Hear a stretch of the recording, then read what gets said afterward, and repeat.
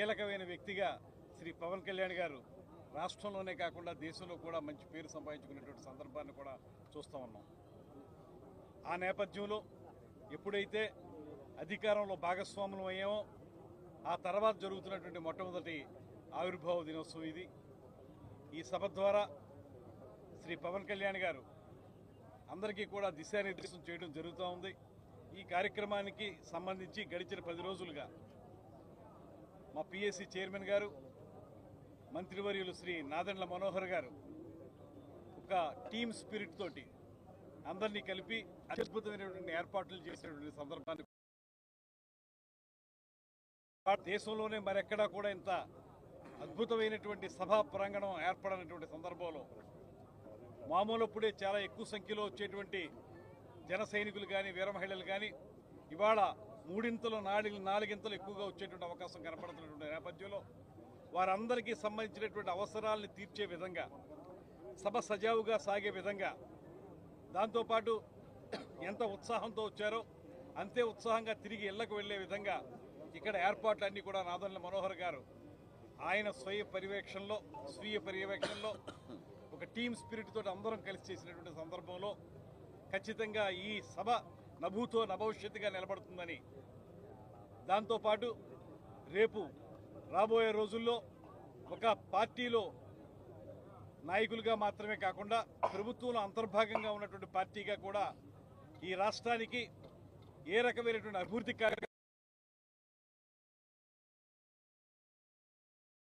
సంక్షేమ కార్యక్రమాలను చేపట్టాలి, ఆ రెండింటి సమ్మిళితంతో పార్టీ నిర్మాణం క్షేత్రస్థాయిలో మరింత బలోపేతం కావటం, ఇలాంటి అంశాల మీద శ్రీ పవన్ కళ్యాణ్ గారు మా అందరికీ కూడా దిశానిర్దేశం చేయబోతున్నారు.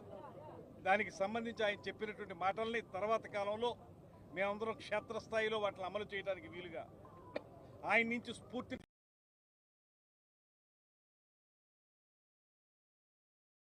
ముందుకు వెళ్ళడానికి కూడా సిద్ధంగా ఉన్నాం అనేటువంటి మాటని ఈ సందర్భంగా తెలియజేస్తూ ఈ సభని ఇంత అత్యద్భుతంగా రూపుదిద్దుతున్నటువంటి అందరికీ కూడా ప్రత్యేకమైనటువంటి ధన్యవాదాలు, కృతజ్ఞతలు తెలియజేస్తూ ఈ సభను విజయవంతం చేయవలసిందిగా ప్రజలందరికీ కూడా మీ ద్వారా తెలియజేసుకుంటూ సెలవు తీసుకుంటున్నాను. నమస్కారం. అందరికీ నమస్కారం. ప్రభుత్వం ఏర్పడ్డ తర్వాత జనసేన 100% విజయం సాధించిన తర్వాత కనీవిని ఎరిగిన రీతిలో మెజారిటీలతో సహా కృతజ్ఞతా భావంతో మేమందరం కూడా కలిసికట్టుగా పనిచేసి ఆయన పిలుపు మేరకు పనిచేసి నాదెండ్ల మనోహర్ గారి నేతృత్వంలో ఈ సభని గ్రాండ్ సక్సెస్ చేసేలాగా అందరం ప్రయత్నించాం. అది అలాగే జరుగుతుంది. ఇందులో ఏ ప్రాబ్లము లేకుండా. అలాగే జిల్లా అధ్యక్షులు ఉన్నారు. ఈ జిల్లా అధ్యక్షులు గారు ప్రతి గ్రామానికి, జిల్లాలో ఉన్న ప్రతి గ్రామానికి వెళ్ళి పోస్టర్ లాంచ్ చేయడం జరిగింది. అలాగే అందరికీ అవగాహన తెప్పించడం జరిగింది. సో వచ్చి వెళ్ళటం కాకుండా అన్ని ఏర్పాట్లని సక్రమంగా చేసుకునేలాగా మేమందరం కలిసికట్టుగా పనిచేసాం. ప్రత్యేకంగా నాదెండ్ల మనోహర్ గారికి థ్యాంక్స్ తెలుపుతున్నాను. ధన్యవాదాలు. ఓకే,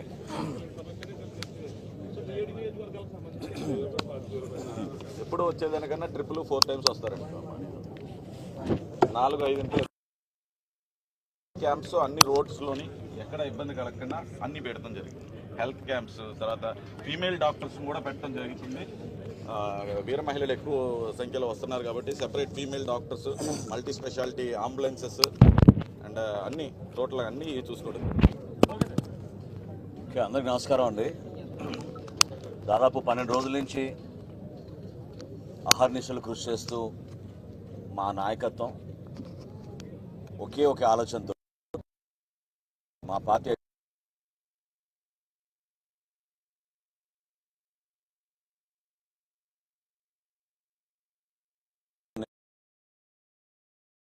ప్రతి జన సైనికుడు వీర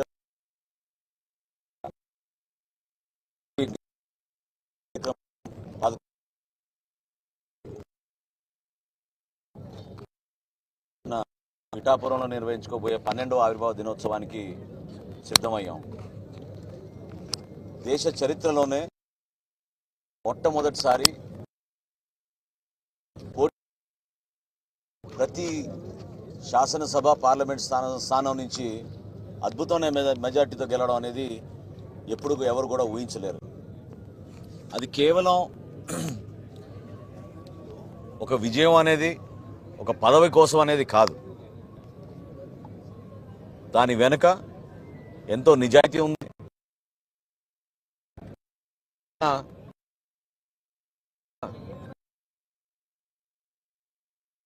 తెచ్చుకుని క్షేత్రస్థాయిలో అనేక సందర్భాల్లో మేము చేసిన కార్యక్రమాలు ప్రతిబింబించినాయి. ఈరోజు ఇంతమంది గౌరవ శాసనసభ్యులు, పార్లమెంట్ సభ్యులు,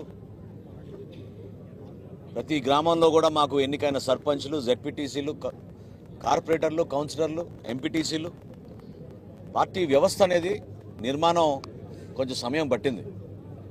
అయినా కానీ ఒంటరి పోరాటంతో ఒక ఆలోచనతో పవన్ కళ్యాణ్ గారు ఇంత దూరం తీసుకొచ్చారు.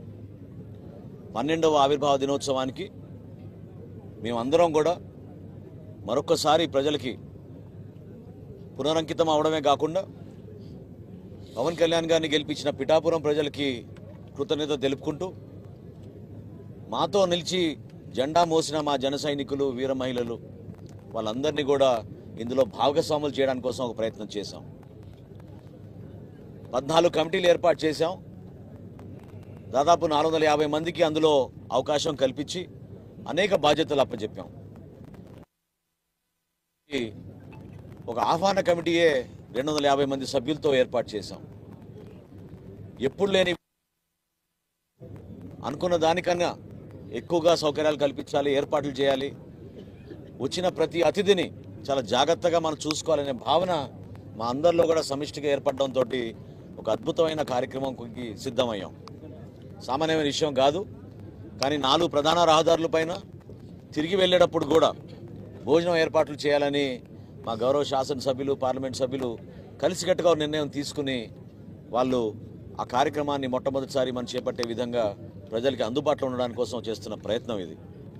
ఖచ్చితంగా విలువలతో కూడిన రాజకీయ జీవితం, ఒక నమ్మకంతో ప్రభుత్వంలో మార్పు వస్తే జీవితాల్లో మార్పు వస్తుందనే నమ్మకంతో ప్రజలు ఏ విధంగా నిలబెట్టారో దాన్ని చేసి చూపిస్తాం. కూటమిలో మేము భాగస్వాములుగా ఉన్నందుకు రాబోయే రోజుల్లో చేయబోయే ప్రతి అభివృద్ధి, సంక్షేమ కార్యక్రమం అభివృద్ధి చేసి చూపిస్తాం.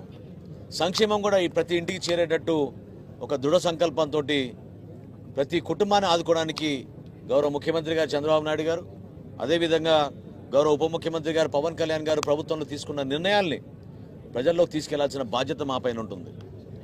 రేపు ఖచ్చితంగా సాయంత్రం 3:30 సభ ప్రారంభం అవబోతోంది. అనేక కల్చరల్ ప్రోగ్రామ్స్ ఏర్పాటు చేశాం. వీటితో పాటు రాజకీయ నాయకుల ప్రసంగాలు, అన్నిటికన్నా ముఖ్యం పవన్ కళ్యాణ్ గారి కోరిక మేరకు యువతకు అవకాశం ఇమ్మని ఆయన చెప్పడం జరిగింది. దానికి అనుగుణంగా మత్స్యకార సోదరులు ఒకళ్ళు, ట్రైబల్ ఏరియా, ఏజెన్సీ ఏరియాస్ నుంచి మొన్న కొన్ని గ్రామాల్లో అయితే పవన్ కళ్యాణ్ గారు పర్యటించారో ఆ ప్రాంతాల్లో చేసిన అభివృద్ధి గురించి గిరిజన ప్రాంతాల నుంచి కూడా ఒక ప్రతినిధి హాజరవుతారు.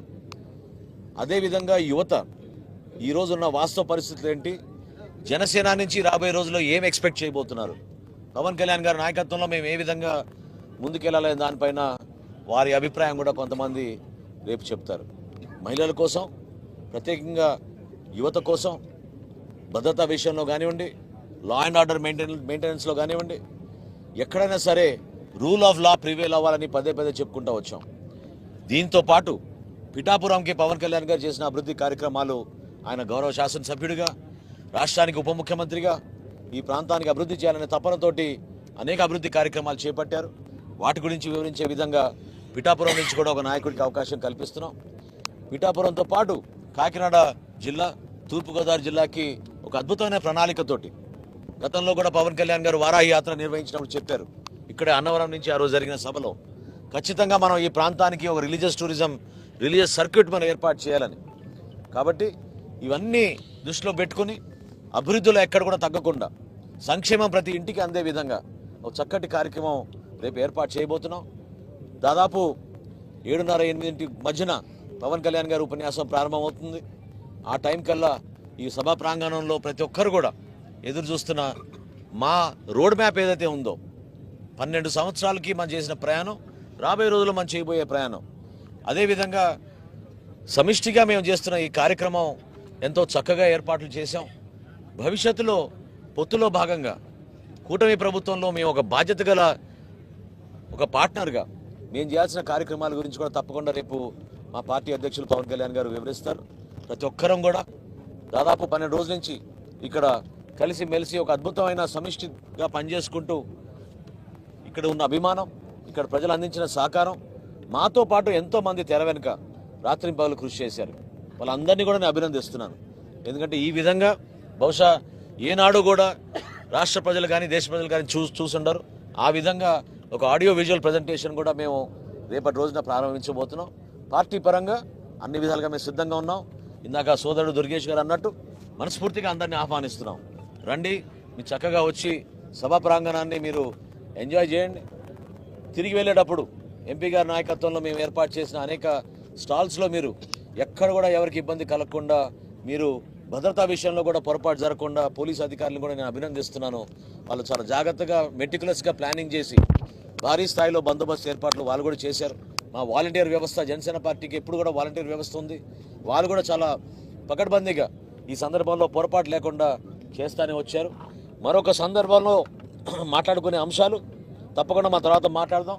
కానీ ముందుగా ఈ సభా ప్రాంగణానికి ఏర్పాటు చేసిన 3 ముఖద్వారాలు అది గుర్తు చేయాల్సిన అవసరం ఖచ్చితంగా ఉంది.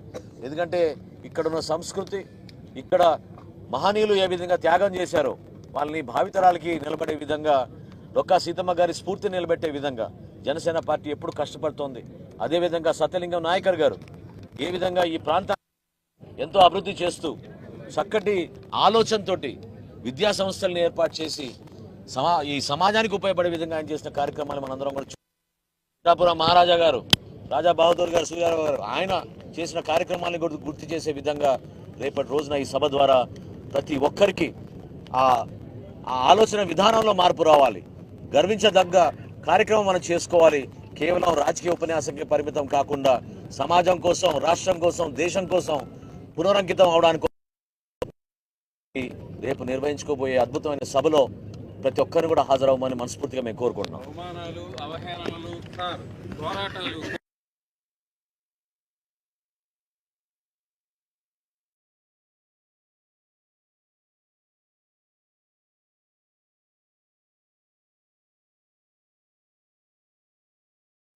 పవన్ కళ్యాణ్ గారి నాయకత్వంలో రాష్ట్రంలో ఖచ్చితంగా ఒక మార్పు వస్తుందని నేను నమ్మకంతో ప్రజలు ఏ విధంగా ఓట్లు వేశారు. గతంలో మాకు జరిగిన అవమానాలు, మేము పడిన ఇబ్బందుల్ని అధిగమించుకుంటూ పవన్ కళ్యాణ్ గారి నాయకత్వంలో ఇంత దూర ప్రయాణం చేశాం. కానీ ఈ రోజున వాటి గురించి మేము ప్రస్తావించకుండా మనస్ఫూర్తిగా మేము కోరుకునేది రాష్ట్రానికి అద్భుతమైన అభివృద్ధి జరగాలి, మన బిడ్డలకి భవిష్యత్తు ఉండాలి, ఎవరికి కూడా ఆంధ్రప్రదేశ్లో ఇబ్బందికరమైన పరిస్థితి రాకూడదనే ఆలోచనతోటి మేము వేసిన మా రోడ్ మ్యాప్ కానివ్వండి, మా ప్రణాళిక కానివ్వండి, రేపటి రోజున మరొకసారి పార్టీ అధ్యక్షులు పవన్ కళ్యాణ్ గారు వివరిస్తారు. జనసేన పార్టీ ఆవిర్భావ దినోత్సవం అండి.